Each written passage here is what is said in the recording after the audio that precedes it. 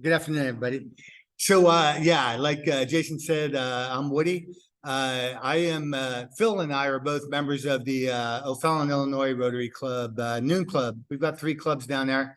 Our club, we're down to about 79. We usually hang out about 85 people, but Masanda said you guys are about 106, which is awesome, and it's a great turnout. So thank you all for coming out today. Thank you again, Masanda, for your hospitality.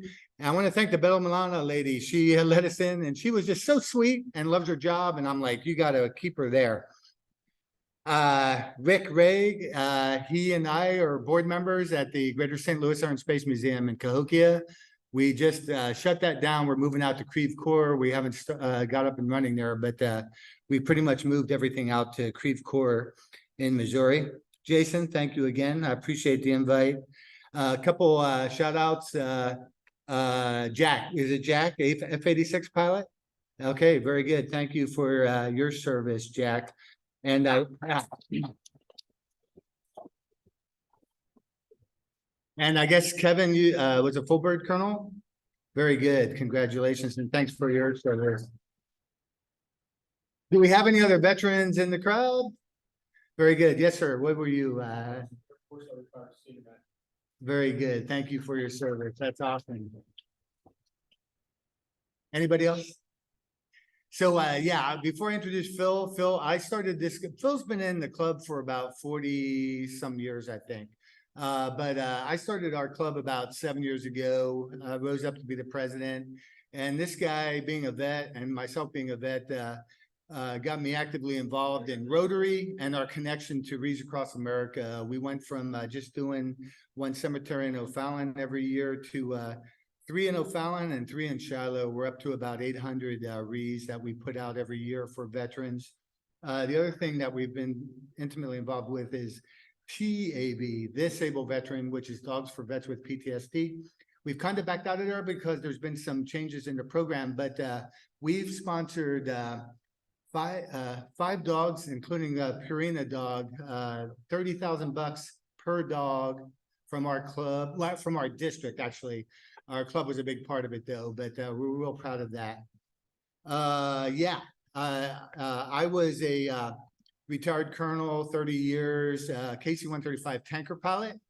And I tell you that story, but I was telling Jason, the fighter guys have much more exciting stuff to talk about. So I've asked Phil to come out. Let me tell you a little bit about this guy, this great American hero. It is my honor to introduce Colonel Retired Phil Goodwin.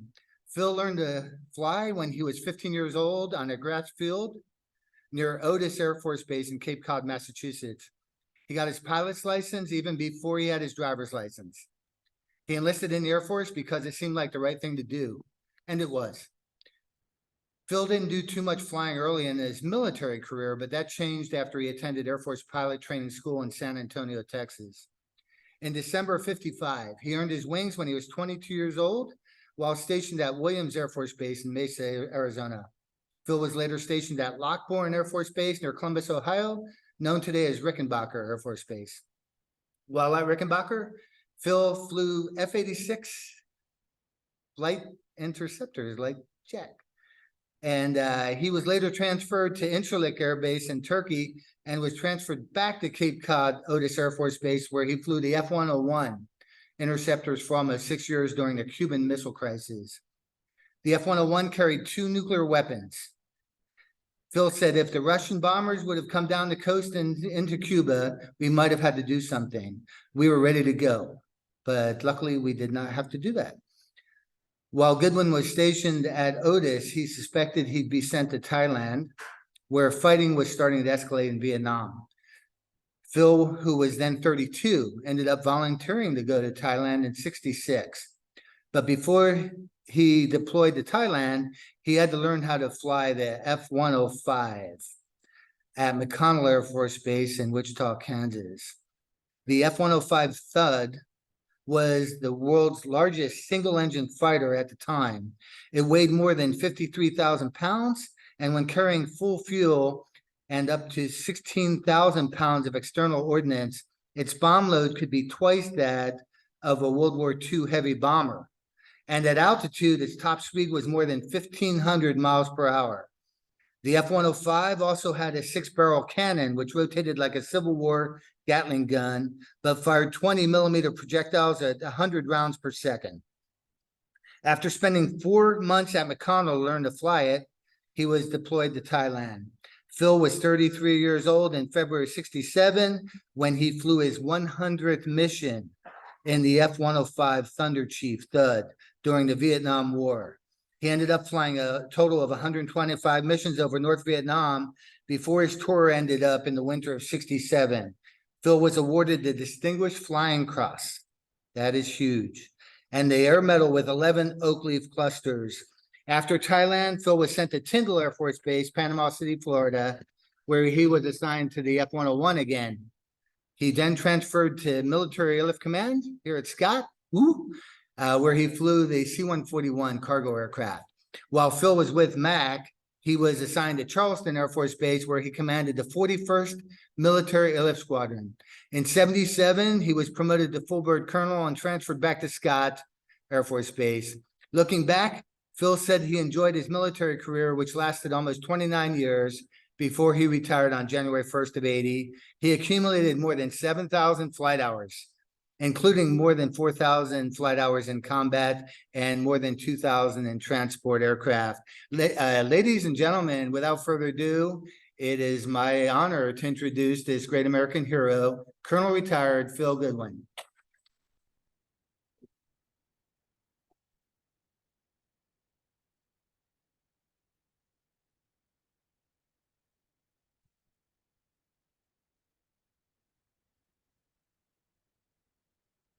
Thank you, Woody. Yes, sir. It's nice to have friends. They can tell a lot of lies about I love it. you. Excuse me. You gals out there, I was taught to fly by a woman. I was 16 years old. Anybody that says the women can fly, they can't tell me. But anyway. Get Woody out of the way, here we go. I'm not real IT savvy, so bear with me here. Masanda is gonna get me out of trouble.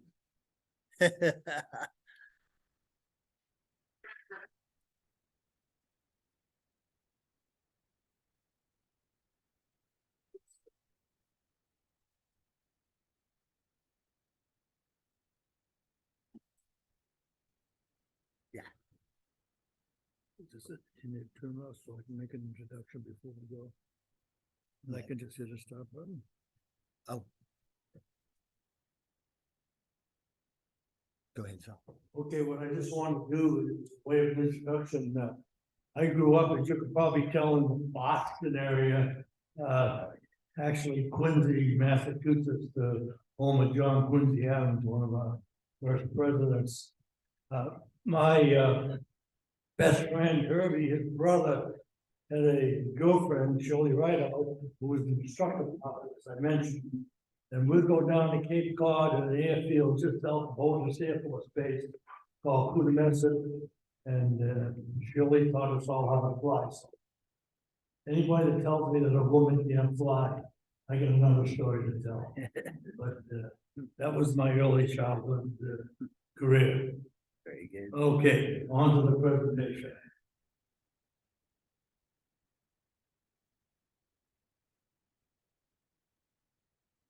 Okay, you can see the F-105 Thunderchief there. It was on the screen. I put 100 missions over North Vietnam in that airplane. You have to press something.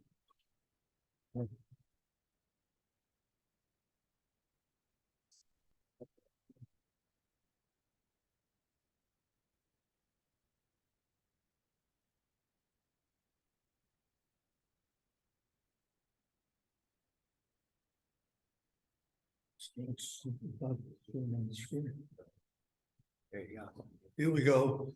That's the 105, very fast, carrying off a lot of stuff. It carried as much weight in the bombs and stuff as a B-17 did in World War II.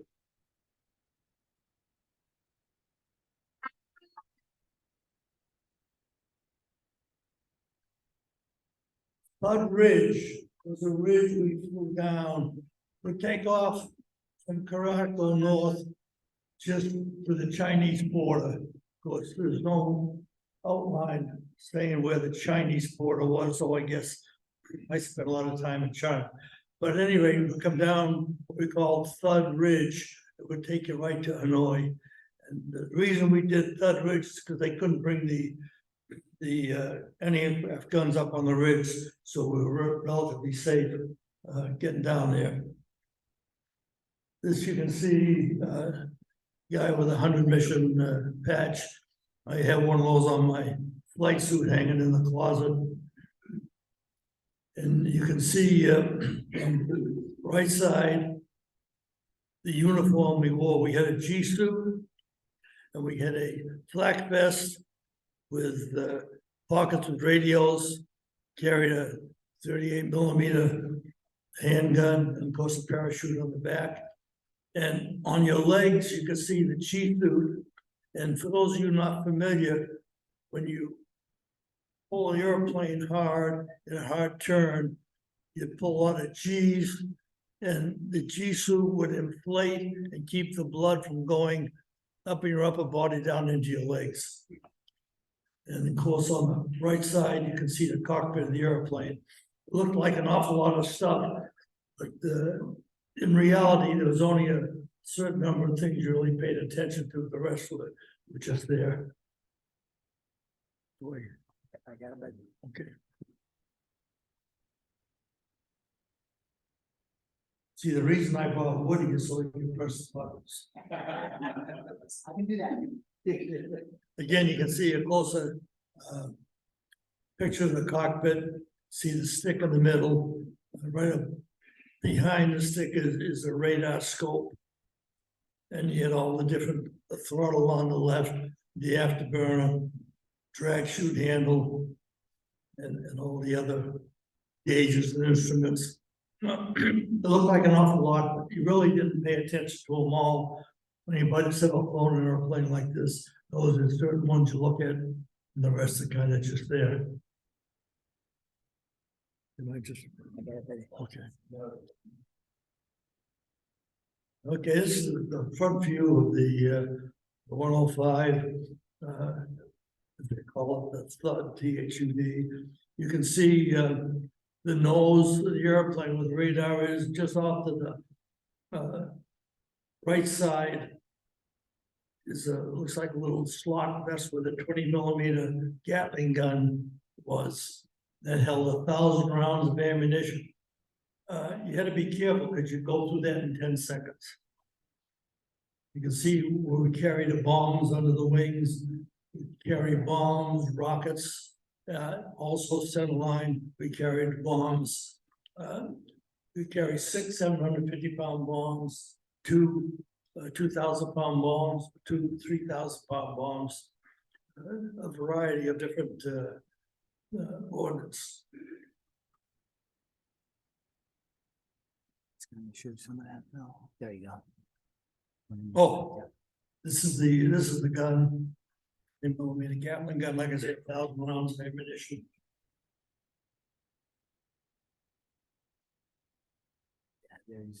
Okay, and of course, these are the bombs, the different ordnance you could carry.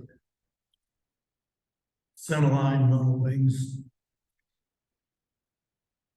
We had a dog in the squadron called Roscoe.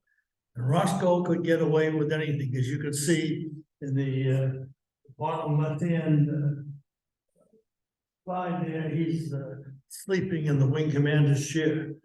And nobody disturbed Roscoe, but he was a good dog.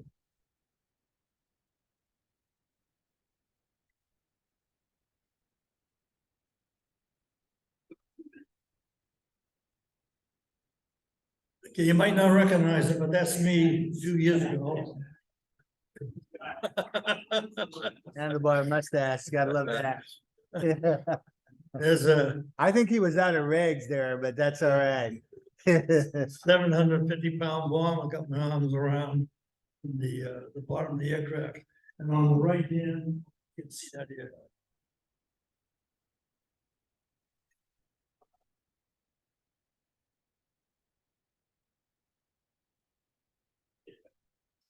Okay, we're getting ready to take off at the end of the runway at Karat, 10,000-foot runway. We had a centerline fuel tank on this picture and bombs on each wing. We used full military power, which is full throttle. Then we had an afterburner, which is a throttle outboard, and then we had water that would give you 2,000 more pounds. Well, I remember one day that I took off. Of course, you always want to get our missions in. That I put it up to full power, released the brakes, started to roll, hit the afterburner, that lit, hit the water, and the water dumped on the runway. Well, a smart guy would have reported, but I wasn't very smart back then. And so I continued my takeoff roll, and at the end of the 12,000-foot runway, I was still 15 knots low on airspeed. But the good old thought flew anyways, and I made it on the mission. But you look back at some of the dumb things you've done in your life, and I guess we've all done them on occasion, and I was able to make it through.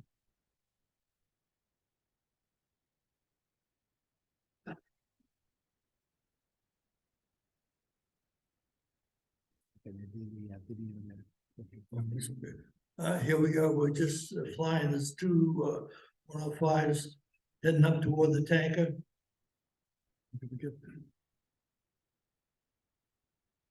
Here you can see a closer view of flying up toward the tanker. Yeah, first stop going up north. We had to get refueled because you burn a lot of fuel on takeoff. Climb up. Again, you can see the wing of the tanker. That was probably Woody flying that tanker. Yeah. And there's 5 thuds on the wing. We'd cycle through, get our fuel, then go to the other side, and then come back because you'd burn fuel waiting because you wanted as much fuel on board as you could to go up north.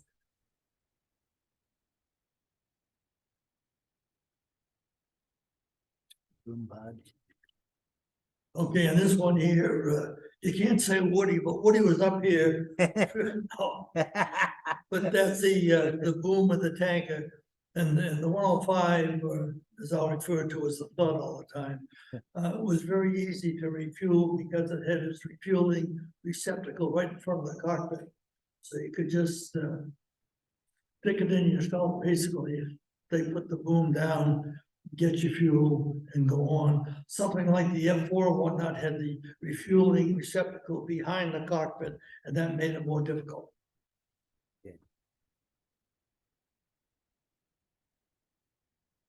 Okay, here's a map going up to the different packages in North Vietnam. It's kind of hard to see over there, but Karat is over with a little X's down the bottom of the map. And we'd fly there, from there, and either go over to the coast. We had 7 packages that we called them, different areas in North Vietnam, and did a lot of flying in package 1. That was easy, but the main defenses that the Vietnam had was as you went up north, and you can see along that red shaded area on top, that was just the Chinese border. And you go up, and I would imagine, I've been in China many times, but there was no sign saying, hey, you're entering China. But you come down, and then you came back down.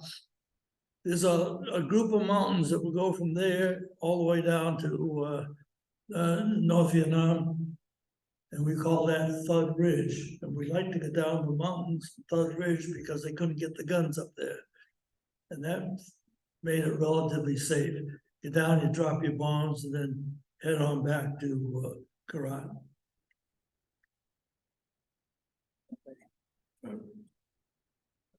And that was the map that Phil actually put together on his own. And he flew with that. It's laminated. So every mission, he had that exact map with him in the cockpit. It was in the cockpit, you didn't look at it that much. It was in the cockpit. Here's a picture of poor thugs dropping their bombs. Didn't do that too often, on occasion. Most of the time, dropping bombs is in a dive, where you dive down, drop your bombs at about 7,000 feet and pull out by 3,500. You like to get out of there by 3,500 because the ground guns, the ACACs and whatnot, couldn't get you if you stayed about 3,500.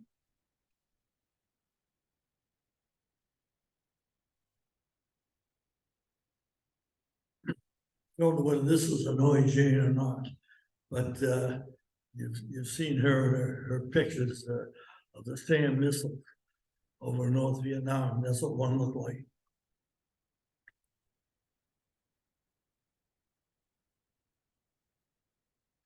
And again, probably 57 millimeter, again, North Vietnam guns. They go up to 35, 4,000 feet. So we normally try to stay above that. And flying up around that area, you always kept the airplane moving.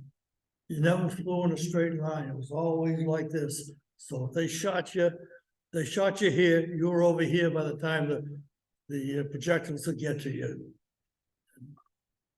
One of the reasons I'm home. There you go. Well, there's a guy's not too lucky. He got out in a parachute, but he didn't make it.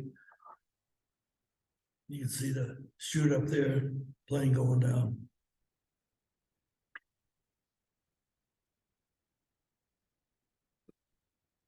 These boys, I tell you, any helicopter pilots in here, I take my hat off to them.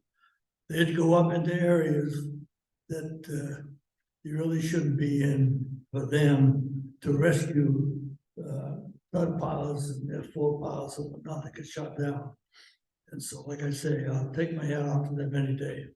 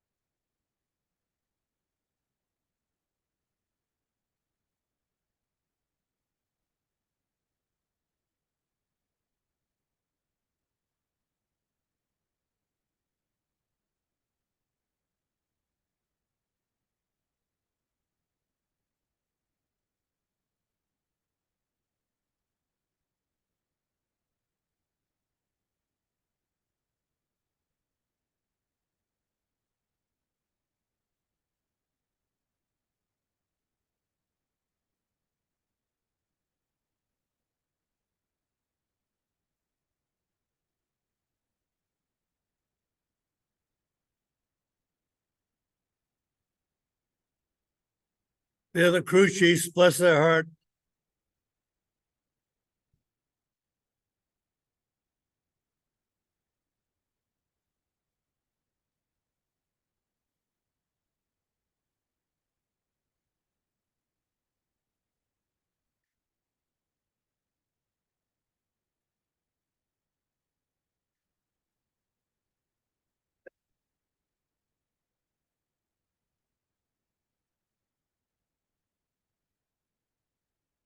I took off one day and I didn't get my water, which meant I was 2,000 pounds less on thrust. But the good old thud at the end of the runway, 12,000 feet, I was still 15 knots below airspeed. I rotated and the baby still flew. So.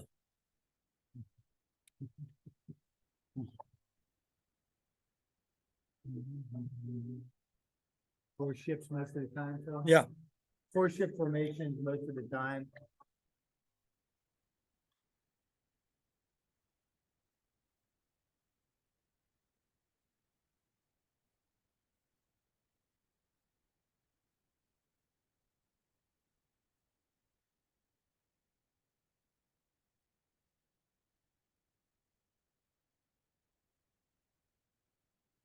Yeah. Hey, you can say what you want. You couldn't make it there and back without the tanker. The Thud was easy to refuel because we had the refueling nozzle right up front.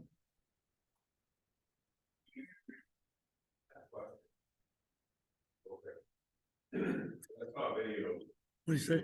last week in Texas. If fuel ever got into the air intake, because the air intake, right? No. Yeah, if it got in there, it wouldn't hurt anything. Even if you kind of poured it in, like the fighter guys, with their afterburn, you know, I used to refuel like F-111s out of Plattsburgh, New York. And, they would really just, have a function where they could dump fuel and they would light up the sky, you'd see it coming out. But if it got into their intakes, for the engine, I don't think it would, hurt anything, would it, Phil? It probably do get that, after spread and stuff, you know. But good question, good question.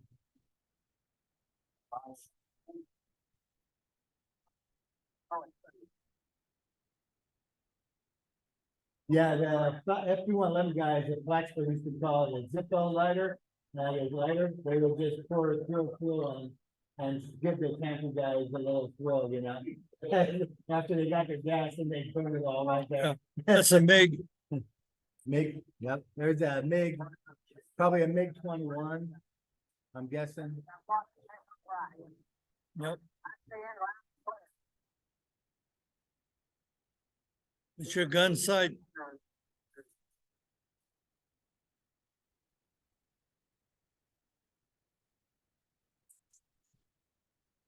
Get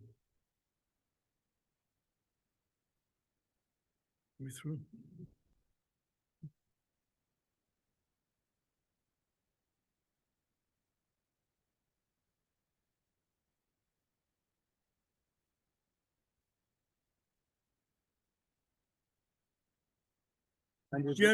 General Charicel and Wing Commander.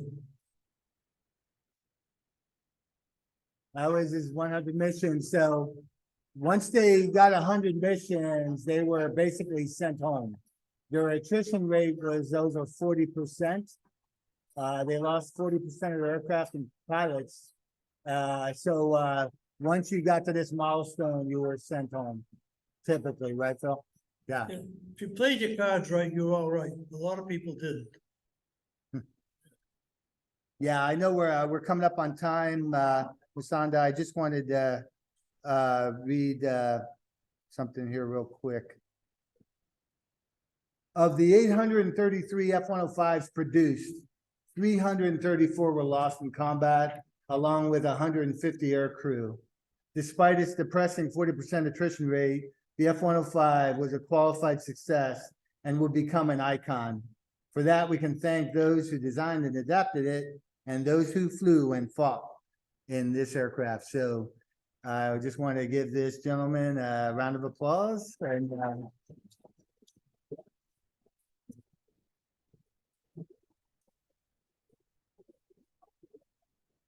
Thank you.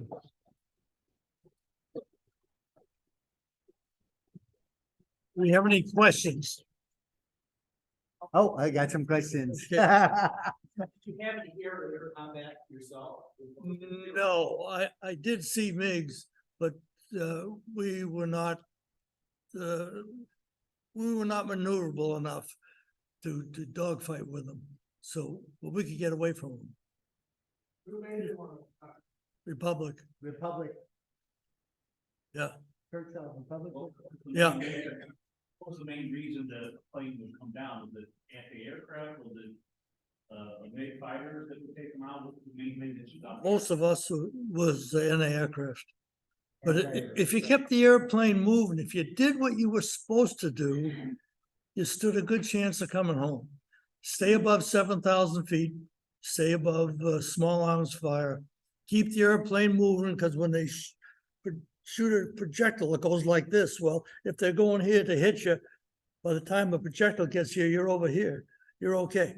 A lot of people didn't do that, and that's why they're not here today. Yeah, they were fast, so they stayed high, so the AAA, the anti-aircraft artillery, correct me if I'm wrong, Phil, couldn't really hit them, but the SAMs, the surface air missiles, the picture you saw of a SAM, they could be lethal. Yes, sir. On this, on takeoff, you talked about three things: full throttle, afterburners, water. Water. Yeah, what's the significance of water? The water would give you 2,000 more pounds of thrust. Yeah, so even in the early tankers, we had a 5,000 gallon water tank in the wheel well, and we would mist water into the earlier engine, the J57s on the tanker, and that would increase your thrust exponentially. So we'd have like 2 minutes of water injection to get the tanker airborne, and once it got airborne, then you were good to go, but totally underpowered with the first jet engine, unless you had that water injection.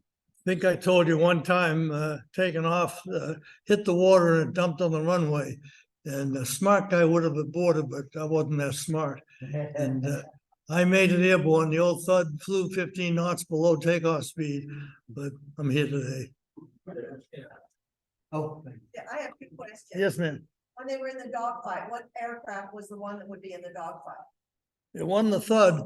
With What? the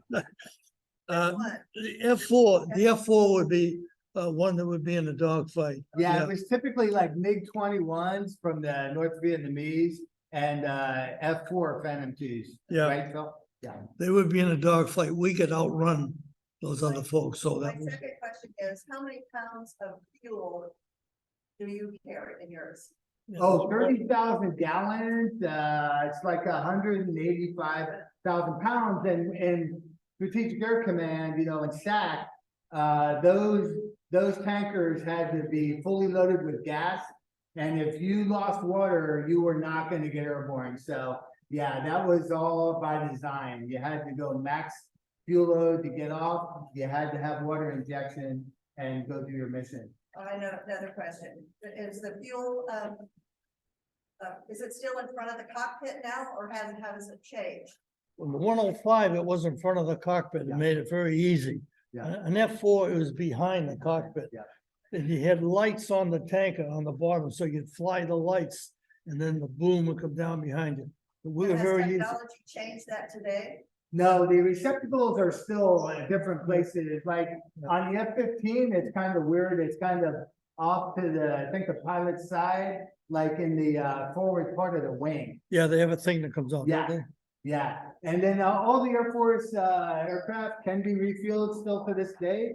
We've got the new KC-46 that Boeing aircraft 767 conversion. We're buying 179 of those, and we currently have almost 400 KC-135s. I was born in 58. Most of those planes were built in 58, 59, 60 plus years old. Still going strong. The 300, actually, we've got 386 H-135 currently in our inventory, and we're gonna be flying those till like 2050 or plus. It'll probably get to be a 100-year-old aircraft. The Air Force does an amazing job at Depot and Tinker, Oklahoma City, Tinker Air Force Base. They basically strip the planes down, rebuild them, and they do an outstanding job. Boeing just did an amazing job on the 135. If you ever get to right past an Air Force base, where is it on the base? You know, The museum. it's in Yeah. the museum there. Yeah, You'll see this picture. It's up on the, no, it's not on the screen. oh, let's come, here you go. Yeah, right, Pat, National Museum of the Air Force. Phil's name is up on the wall there. If you ever go, Yeah. he's on there. Awesome.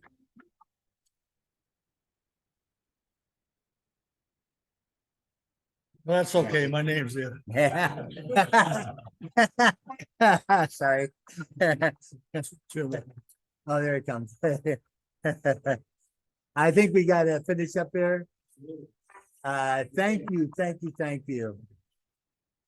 All right. Okay. Appreciate it, guys.